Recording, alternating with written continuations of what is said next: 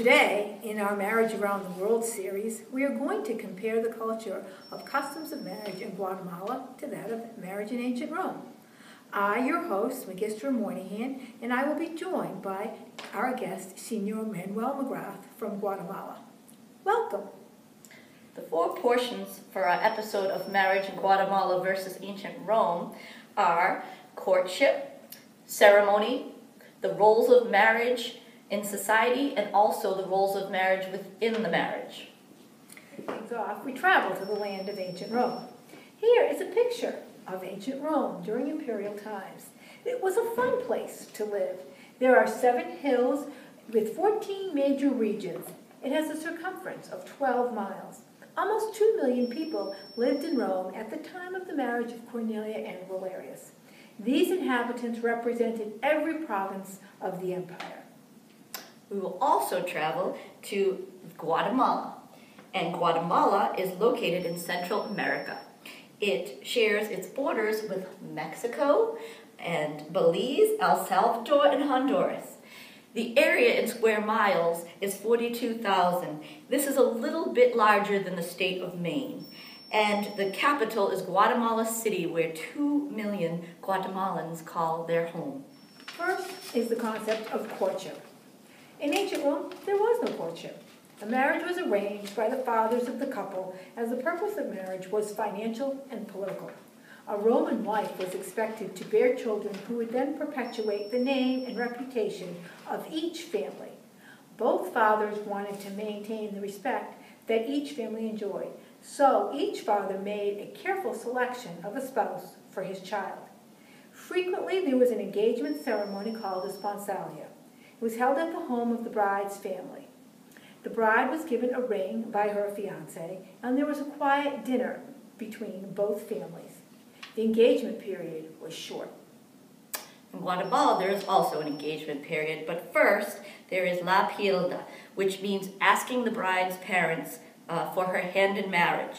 Usually an engagement ring is given, but this is not the case in all situations. As you will see, in Guatemala, your economic status greatly affected how the marriage took place. Next is the wedding ceremony. In ancient Rome, invited guests traveled to the home of the bride early in the morning. There was no set day for a wedding. On the night before the wedding, the bride put her hair up in a special red hair net. Early in the morning, she was dressed by her slaves, and there was a ritual which she needed to follow.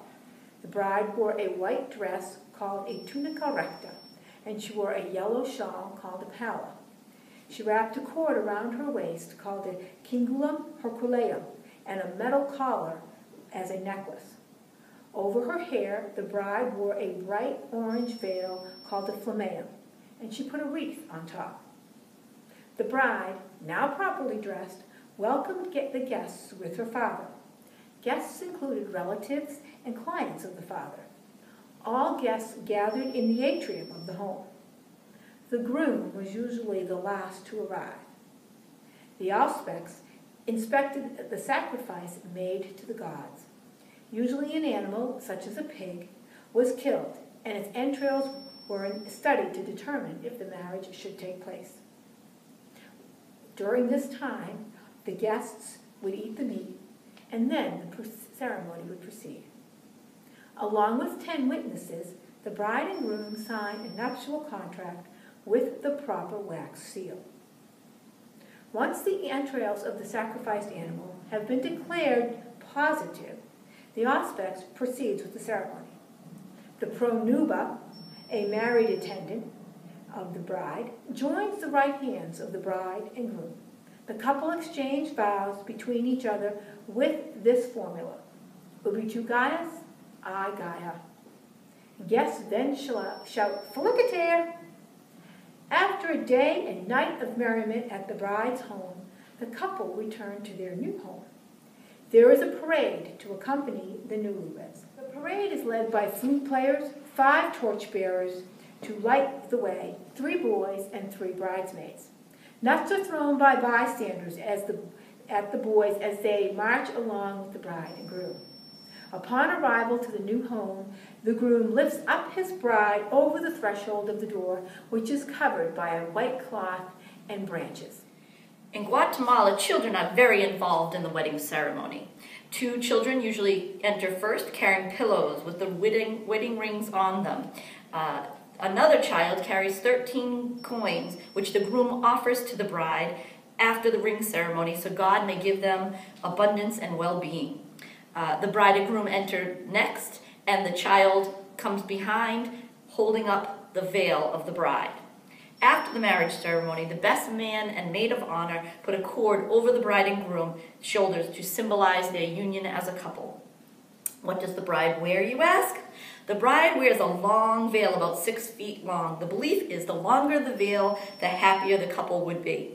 She wears white shoes and a pats de hubal, which is a traditional blouse and a traditional skirt, and carries a bouquet of flowers. It is custom for the groom's family to give the bride these wedding clothes.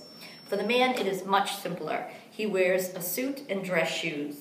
After the church ceremony, there is a traditional welcome ceremony. This ceremony takes place in the groom's house. The mother of the bridegroom gives a welcome greeting to the bride because she is symbolically the hostess. It is customary to hang a white bell by the door, which is filled with rice, flour, and other grains to represent abundance and prosperity. When the married couple enters, the mother breaks the bell as a sign of best wishes and abundance for the couple. The compadrosky makes the official the relationship between the 2 families. They all hug at the end, and this is a sign of their union as family. And they may now call each other by compadre and comadre, which are respectful words to address one another. It is tradition for them to serve beef soup at this. Next, we'll discuss the role of marriage in the society. In ancient Rome, a marriage was originally a formality to expand the population. A wife was expected to produce children who would then extend the family to the next generation. Therefore, it was imperative to choose a good wife, for she was expected to be a woman of reputable character. Not only would she extend the children, but she would also extend the family name. She was responsible for raising the children to carry on both the family name and its reputation. Originally, in the early Republic, a wife had no legal rights under the 12 Tables. In the late Republic, she was granted some freedoms, and under Augustus, she was actually allowed to make her own decisions. In fact, women during the early empire managed the country estates of their husbands. By the late empire, the daughter had the responsibility and the right to choose her husband, and a father would not object to the choice. Divorce was legal and common, since marriage, as pointed out earlier, was a business contract. In fact, marriages, even happy ones, could be dissolved by a father if he needed another business contract with a more favorable partner.